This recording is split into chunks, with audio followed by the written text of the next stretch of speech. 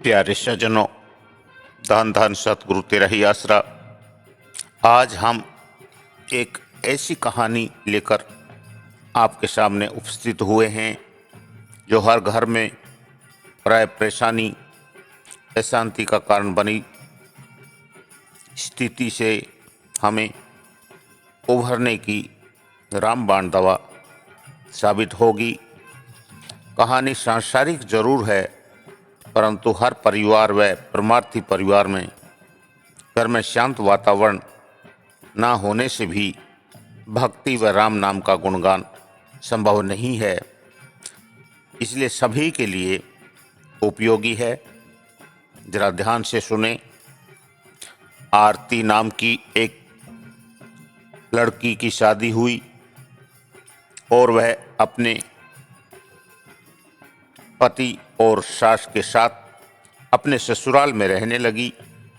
कुछ ही दिनों में आरती को महसूस हुआ कि उसकी सास के साथ उसकी बिल्कुल पटरी नहीं बैठ रही है।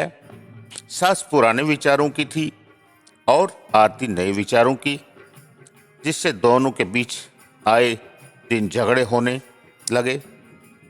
समय बीतता गया, महीने बीतते गए, यहाँ तक कि साल भी बीत गया, लेकिन दोनों के बीच मनमुटाव कम होने का नाम नहीं ले रहा था। आरती को अपनी सास से नफरत थी और दूसरों के सामने अपनी सास का आदर करना बेहद कठिन लगने लगा था। अपने पीहर वाले अच्छे लगने लगे। पीहर वालों से लगातार घंटों घंटों मोबाइल पर बातें कर अपना समय बर्बाद करने लगी। अपनी सास की छोटी छोटी बातें पीहर में माँ और बहनों को बतलाकर अपना असली घर उजाड़ने लगी। अपने पैरों पर कुल्हाड़ी चलाने लगी। अंततः उसने मन ही मन सास से छुटकारा पाने का सोच लिया। एक दिन जब आरती का सास से झगड़ा हुआ और पति से झगड़ा हुआ और पति ने भी अपनी माँ की सही बात का पक्ष अपना पुत्र धर्म समझकर पक्ष लिया, तो वह नाराज होकर अपने आप को विकराल रूप में आत्महत्या जैसी हरकत करने लगी। परंतु कुछ सोच समझकर इरादा त्याग दिया और अपने पीहर चली गई। वहां उसने रो रो कर अपने पिता को अपना दुखड़ा सुनाया और कहा, पिताजी, मुझे कोई जहरीली दवा दे दीजिए जिससे मैं उस बुढ़िया से छुटकारा पा सकूं। अब मैं ससुराल वापस नहीं जाना चाहती। पिता बेटी का दुख समझ गया, लेकिन बेटी का घर उजाड़ना नहीं चाहता था। उसने बेटी के लिए सिर पर प्यार से हाथ फेरते हुए कहा, बेटी, अगर तुम अपनी सास को मार दोगी तो पुलिस हमें पकड़ लेगी, इसलिए ऐसा जल्दबाजी में करना ठीक नहीं है। लेकिन जिद्दी आरती खड़ी रही और पिता से जहर मांगने लगी। पिता ने थोड़ा सोचकर बेटी की नासमझी को समझकर एक पुड़िया में जहर उसको दे दिया। इसमें से एक चुटकी रोज अपनी सास को खाने में मिलाकर 6 महीने तक दे देना, जिससे वह धीरे धीरे कमजोर हो जाएगी और कुछ समय में अपनी स्वाभाविक मौत मर जाएगी। लेकिन अब अपनी सास से झगड़ा नहीं करना, बल्कि उसकी सेवा करना, ताकि किसी को शक ना हो। आरती ने 6 महीने की बात सोचकर पिता की बात मान ली और पुड़िया लेकर वापस ससुराल आ गई। उसने अगले ही दिन से अपनी सास को खाने में चुटकी भर मात्रा जहर मिलाना शुरू कर दिया।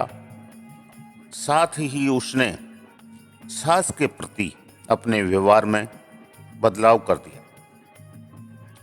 अब वह सास की बातों में बात में सास के सामने बोलकर जवाब नहीं देती, उसका मुकाबला नहीं करती, बल्कि हंसकर मुस्कुराकर प्यार से सुनती।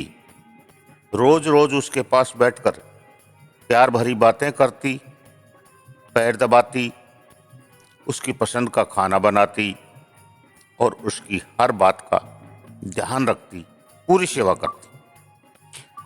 कुछ हफ्तों में सास के स्वभाव में भी परिवर्तन आने लगा। बहू की सेवा देखकर सास भी नर्म स्वभाव व प्रेम में आने लगी और वह कभी कभी बहू को आशीर्वाद भी देने लगी। धीरे धीरे 4 महीने बीत गए और उस घर का माहौल पूरी तरह बदल चुका था। सास बहू का झगड़ा पुरानी बात हो गई थी। सास जो पहले बहू को झिड़कती थी, वह अब उसकी जगह तारीफ करने लग गई। बहू को अपने पास बैठाकर सोने से पहले आरती से 4 प्यार भरी बातें किए बिना नींद नहीं आती थी। 6वां महीना आते आते आरती को महसूस हुआ कि सास उसे बिल्कुल अपनी बेटी की तरह मानने लगी है। उसे भी अपनी सास में अपनी माँ की छवि दिखने लगी।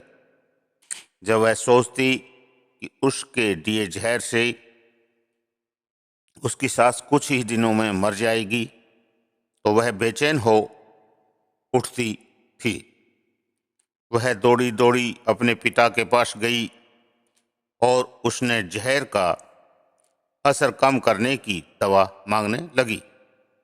उसने कहा, पिताजी मुझे जहर का असर खत्म करने की दवा दे दीजिए।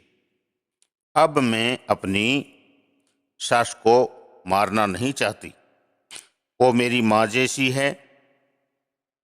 पिता यह सुनकर मुस्कुराए और ठाका मारकर हंसे और बोले, बेटी वह तो जहर था ही नहीं, वो तो बस हाजमे का चूर्ण था।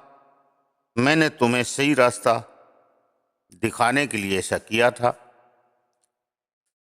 तो इस कहानी से हमें यह शिक्षा मिलती है कि एक पिता को अपनी बेटी के अच्छे संस्कार देने चाहिए और उसे अपने ससुराल में प्रेम की ज्योत जगाकर अपने असली घर को बसाने, आबाद करने का पैगाम देना चाहिए, ना कि उसकी गलत हरकत पर उसका साथ देकर के उसका पक्ष लेना चाहिए। पूरे परिवार में जब प्रेम का माहौल होगा, अपनापन होगा, शांति का माहौल होगा, तब उस घर में राम नाम व परमात्मा की तरक्की होगी। धन धन सतगुरु तेरा ही आसरा।